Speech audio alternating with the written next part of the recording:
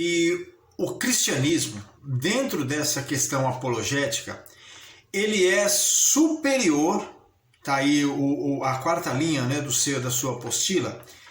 O cristianismo é superior a qualquer tentativa de explicação sobre a existência de Deus.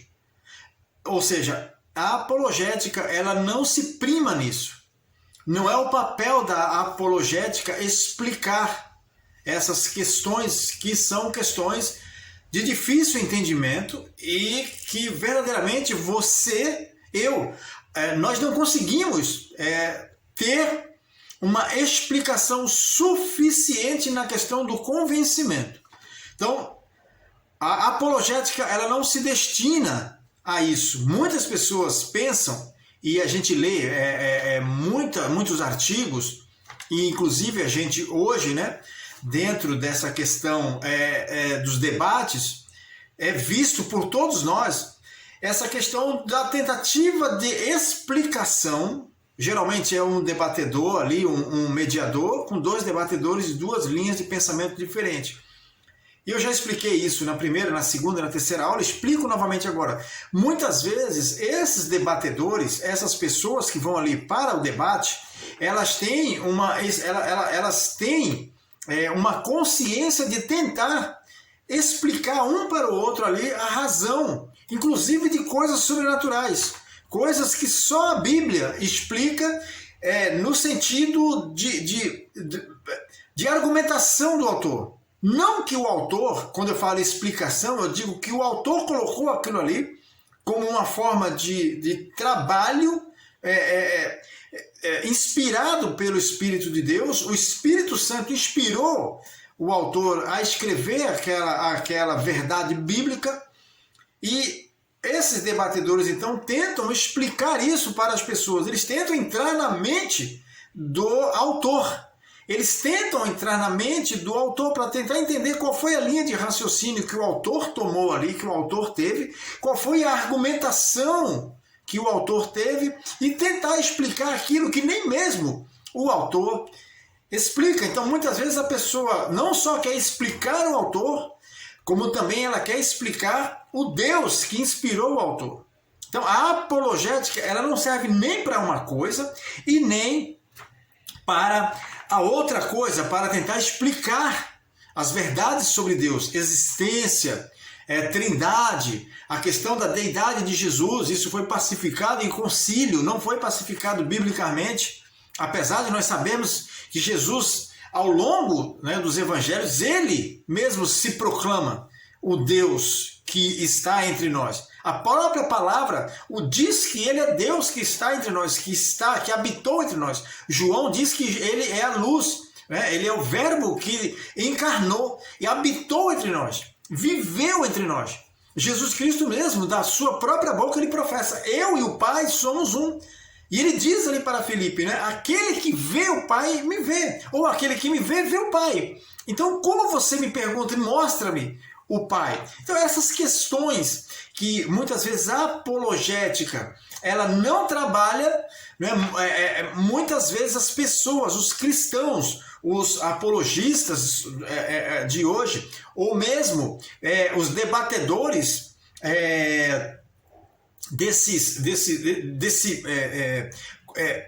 dessa forma de tentar fazer um debate ali, onde cada um tem a sua opinião sobre o assunto, que é um tema, muitas vezes, caro para a igreja.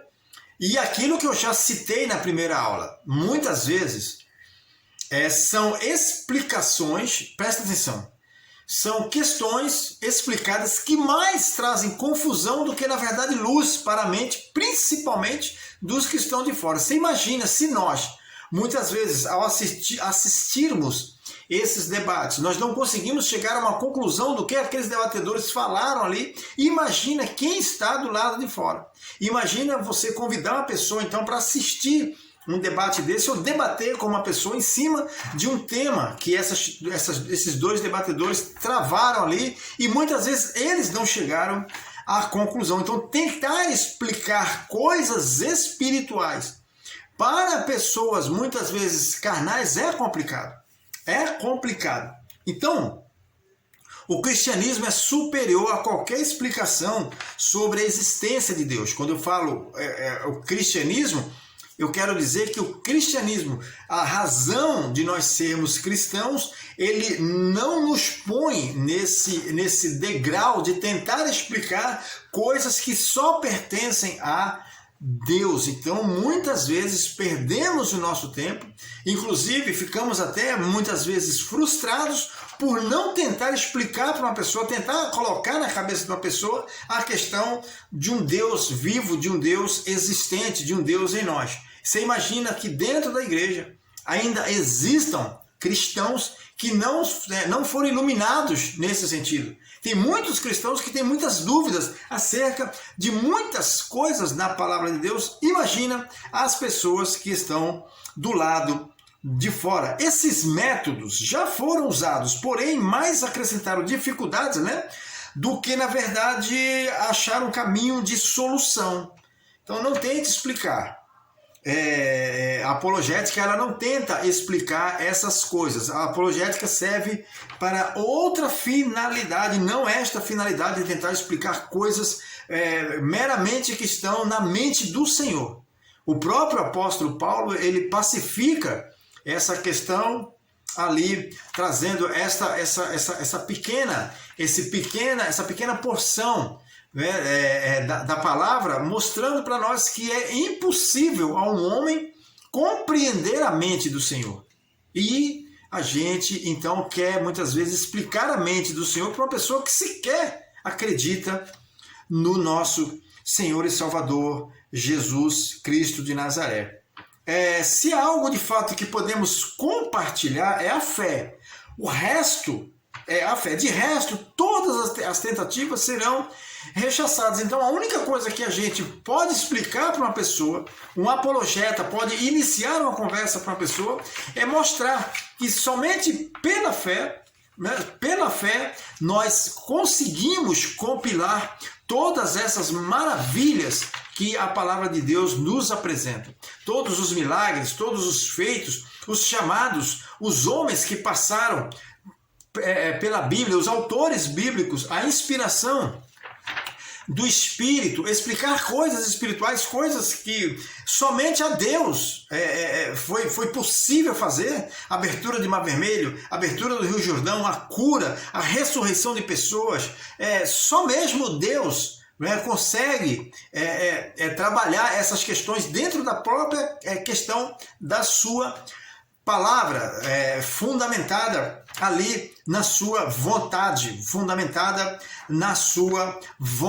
Então não cabe a nós, apologistas, pessoas que estão querendo ou estão defendendo a fé, tentar explicar, passar um ar de erudito para uma pessoa, se você de fato não tem essa erudição. Não estou falando erudição de palavra, mas de conhecimento. Até porque esse conhecimento não foi dado a nós. Existem coisas que estão ocultas para nós. Essas coisas ocultas, elas estão ocultas para Deus, elas pertencem ao Senhor. Um dia, querendo o Senhor, nós saberemos essas coisas. Nós teremos contato com essa esfera espiritual, de fato. Mas enquanto nós estamos aqui nesse plano carnal, enquanto nós estamos aqui usufruindo desse plano, dessa espiritualidade que nos é concedida na pessoa do Senhor Jesus Cristo, sejamos discípulos, e discípulos que seguem o mestre de perto. Então, sem fazer aí muitas elucubrações, fazer aí muitas pirotecnias, tentar acender fogo onde não existe, para a gente tentar explicar coisas que nem a nós, essas coisas foram reveladas. Então aparece aí inúmeras pessoas falando sobre textos que nem na Bíblia estão, dando nome a pessoas, Quer ver só um texto? A primeira esposa de Adão. De onde é que essas pessoas tiraram essa questão da primeira esposa de Adão, de Lilith? Onde é que está escrito isso na Bíblia? Onde é que uma pessoa consegue explicar onde é que aparece esse nome na Bíblia? Que Adão teve uma esposa antes de Eva. E por incrível que pareça, esse assunto ganha debate. E debate acalorado de 2, 3 horas em televisão, e as pessoas estão assistindo ali. E os comentários que você vai ver depois, os cristãos dão ênfase àquela mentalidade que entende, que verdadeiramente ouve, explicou tal texto e coisa e tal. Não é assim. Não é assim. Me perguntaram, eu vou repetir aqui, qual é a melhor Bíblia, qual é a melhor tradução que a gente tem da palavra de Deus, que mais se aproxima do original. A melhor tradução que se aproxima do original é o próprio original, que nem é de fato o próprio original, porque mesmo os originais passaram por várias cópias. Os copistas, eles não se tinha como guardar essas cópias, não se tinha como guardar os textos originais. Então foi passando de copista para copista, para copista, para copista, e muita coisa foi se perdendo. Infelizmente, muita coisa foi se perdendo. Porém, graças a Deus, né, que todo esse contexto bíblico escrito, ele foi preservado. Todo esse contexto bíblico ele foi encontrado. E textos, principalmente ali, quando a gente fala dos rolos, né, dos pergaminhos do Mar Morto, aquela porção da Bíblia que foi encontrada ali, casando com os textos originais que se tinha, muitos deles, graças a Deus, estavam ali de uma forma preservados. Então, nós temos aí sim, não só o fator bíblico escrito, né, a Bíblia, a teologia bíblica, como também a teologia histórica, que nos garante aí confrontar esses textos e ver que verdadeiramente ali os rolos do Mar Morto, né, achados nas cavernas ali, naquela área de Qumran, graças a Deus, quando eles foram colocados um de frente para o outro, muitos desses textos eram verdadeiramente iguais, ou seja, o que se tinha de texto original, se tinha também de texto que havia sido copiado. Então, graças a Deus, né, que houve essa preservação, e isso não serve para aumentar a nossa fé. Nenhum achado arqueológico, achado de ossos de fulano, de ciclano, serve para aumentar a nossa questão no degrau da fé, subir a nossa fé. Não, nós já cremos, nós já temos a nossa crença, já temos a nossa razão. Os achados arqueológicos, eles vêm para somar, apenas para somar. Aumentar a nossa fé, jamais, a gente não pode se pegar a isso, não é para que a nossa fé seja ali então aumentada. Acharam o ossário de Tiago numa sepultura próximo a Galileia. Isso vai aumentar minha fé? Não, não vai aumentar minha fé. Só vai comprovar que eu estou verdadeiramente, você, nós estamos verdadeiramente seguindo o caminho correto, o caminho que nos foi ordenado e que nos foi oferecido pelo Senhor Jesus através da sua morte vicária na cruz do Calvário. Graças a Deus, porque textos preservados conseguem ainda, quando confrontados com textos originais que se preservaram ao longo do tempo, mesmo sendo copiados, esses textos, eles conseguem trazer ali uma fidelidade textual